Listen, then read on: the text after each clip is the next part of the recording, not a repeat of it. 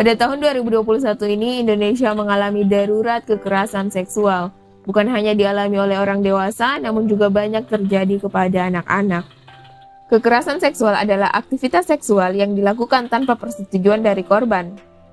Bentuk kekerasan seksual dapat berupa pemerkosaan terhadap orang asing, pemerkosaan dalam pernikahan atau pacaran, pelecehan seksual secara mental atau fisik, aborsi paksa, dan pelecehan seksual terhadap anak. Pelecehan seksual bukan hanya sekedar sentuhan, tetapi juga apa yang disebut sebagai catcalling, siulan, sindiran, hingga pelecehan seksual melalui dunia maya seperti komentar-komentar bernada seksual yang tidak sepatutnya. Memang, kasus pelecehan dan kekerasan seksual di Indonesia bukanlah hal baru lagi di tengah masyarakat. Namun hal ini di sisi lain masih kerap kali dipandang sebelah mata, sehingga banyak yang terkesan menormalisasikan tindakan asusila tersebut. Sejak bulan Januari hingga Oktober 2021 lalu, Komnas Perempuan telah menerima sebanyak 4.500 pengaduan kasus, atau sekitar 400 hingga 500 kasus per bulannya. Angka tersebut meningkat 2 kali lipat dibandingkan dengan kasus 2020 lalu, dan kasus kekerasan dalam pacaran termasuk dalam 3 besar yang paling banyak dilaporkan. Berdasarkan laporan studi kuantitatif Barometer Kesetaraan Gender, bahwa 57% kasus kekerasan seksual berakhir tanpa penyelesaian.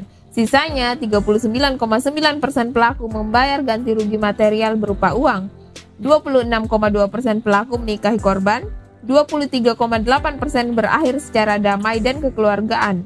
Hanya 19,2% saja yang berhasil menjerat pelaku secara hukum.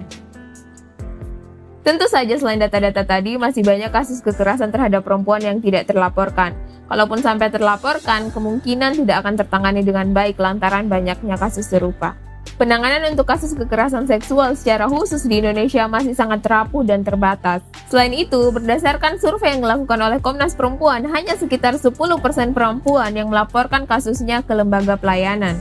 Para korban biasanya akan memilih diam ketika mereka mengalami pelecehan seksual, baik itu di sosial media maupun secara fisik.